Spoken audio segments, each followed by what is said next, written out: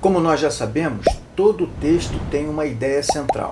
Mas o que nós não falamos no nosso canal ainda é a respeito da ideia exegética e da ideia homilética. Você já ouviu falar a respeito disso? Ideia exegética e ideia homilética? Existe diferença entre as duas, tendo em vista que o texto possui apenas uma ideia central? Vamos ver isso hoje. Continue com a gente.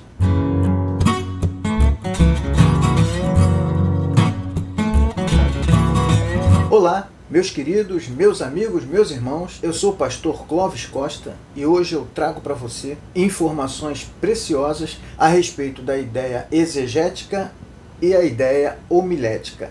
Por que são duas e qual a distinção entre elas? Muito bem, como é sabido, todo texto possui uma ideia central. Essa ideia central é o tema que o pregador aborda na sua pregação. Trata-se do assunto do texto. Esse assunto é o assunto da pregação. E ele se constitui a ideia central do texto, o pensamento dominante do autor. Mas para efeito da arte da pregação, existem duas ideias. A ideia exegética, que é a ideia central do texto. Pois é, a ideia exegética ela é nada mais, nada menos do que o pensamento dominante do autor. É aquilo a respeito do qual o autor aborda ao escrever o seu texto. Essa é a ideia exegética.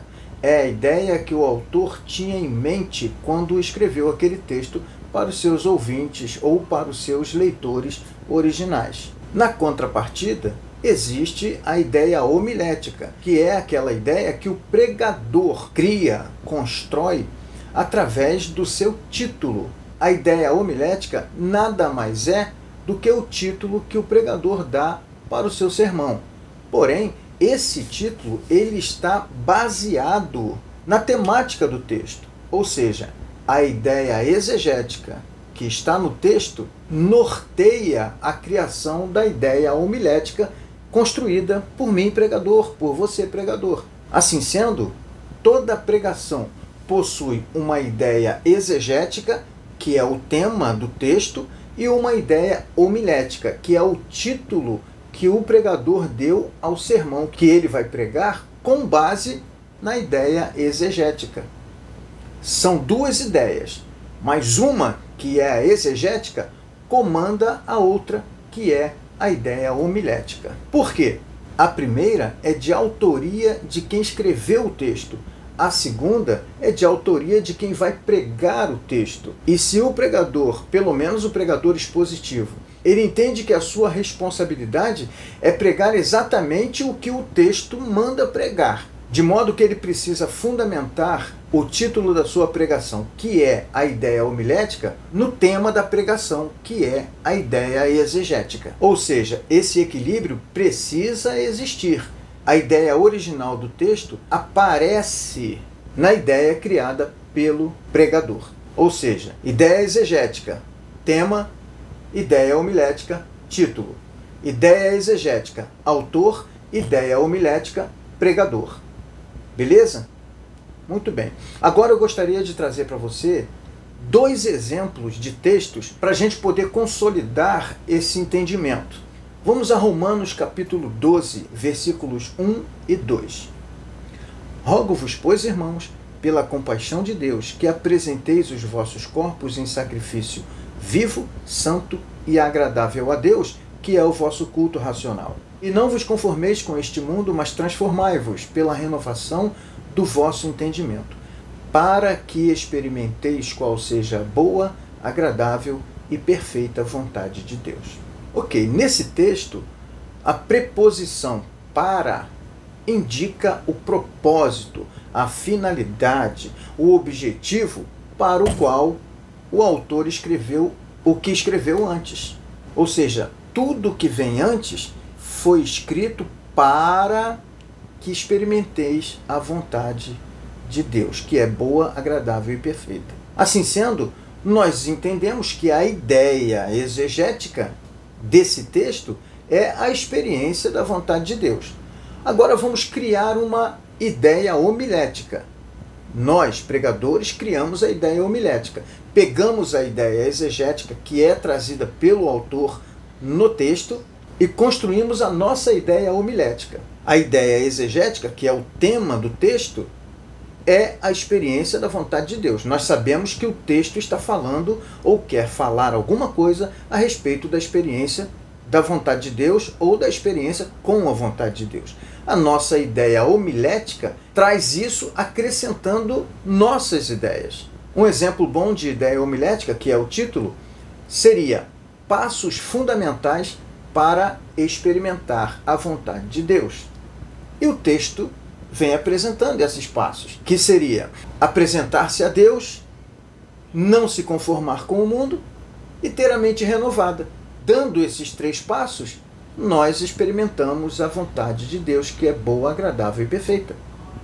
Ok? Então nós temos aí a ideia exegética, que é o texto fala sobre a experiência com a vontade de Deus. E temos a ideia homilética, que é passos fundamentais para experimentar a vontade de Deus. Ok? O segundo texto que nós podemos usar para ilustrar essa explicação é o Evangelho de Lucas, capítulo 22, do 14 ao 20, onde o Senhor, reunido com seus discípulos, fala a respeito da última Páscoa e introduz a primeira ceia. Vamos ler o texto. Chegada a hora, pôs-se Jesus à mesa e com ele os apóstolos. E disse-lhes: Tenho desejado ansiosamente comer convosco esta Páscoa antes do meu sofrimento. Pois vos digo que nunca mais a comerei até que ela se cumpra no reino de Deus. E tomando um cálice, havendo dado graças, disse: Recebei e repartiu entre vós. Pois vos digo que de agora em diante não mais beberei do fruto da videira até que venha o reino de Deus. E tomando o pão, tendo dado graças, o partiu e deu-lhes, dizendo: Isto é o meu corpo oferecido por vós. Fazei isto em memória de mim. Semelhantemente, depois de cear, tomou o cálice, dizendo: Este é o cálice da nova aliança, no meu sangue derramado em favor de vós. Note que no texto há uma repetição de ações, não em relação ao pão, mas em relação ao cálice, que representava o sangue. No versículo 17, ele toma o cálice da Páscoa, mas ele repete esta ação no versículo 20, quando ele menciona que está tomando o cálice agora, mas este cálice é o cálice da nova aliança. A aliança que é estabelecida no seu sangue, não mais no sangue de animais ou no sangue de cordeiros. Assim sendo, nós entendemos que a ideia central desse texto ou dessa passagem, no capítulo 22, está tratando da transição de uma aliança para outra. Ou seja, a aliança anterior da Páscoa, que celebrava a libertação do povo de Israel da escravidão do Egito, que era celebrada anualmente e que apontava para a verdadeira Páscoa ou para o verdadeiro sacrifício de Jesus, está nesse momento sendo substituído pelo cálice da aliança fundamentado no sangue de Jesus derramado na cruz. Assim sendo, o tema, o assunto dessa passagem, ou seja, a sua ideia exegética, é essa: a aliança que Jesus estabelece conosco baseada em seu sangue. Essa é a ideia que o texto apresenta. Portanto, a ideia exegética. Agora nós precisamos criar uma ideia homilética, que seria o título desse sermão, que poderia ser elementos indicativos de que temos uma aliança com Jesus. O texto apresenta esses elementos. Essa seria a ideia homilética. Elementos indicativos de uma aliança com Jesus. É uma aliança para ser lembrada. Quando Jesus fala que precisa ser lembrada em memória dele, para ser celebrada repetidamente. Quando ele fala todas as vezes que vocês se reunirem. Ok? Então, nesse texto, nós temos a ideia exegética, que é a aliança que temos com Jesus baseada em seu sangue. E a ideia homilética seria elementos indicativos de que temos uma aliança com Jesus. Ok? É isso aí, gente. Espero que esse vídeo tenha trazido um entendimento para vocês a respeito dessa temática que é a ideia exegética e a ideia homilética, não se esqueçam desse detalhe. A ideia exegética é o texto que fornece. Ela se constitui o tema, o assunto da pregação, que é o assunto do texto, tá? É o pensamento dominante do autor. E a ideia homilética é quando você pega esse pensamento do autor, essa ideia exegética, que é a ideia central do texto, e transforma em título.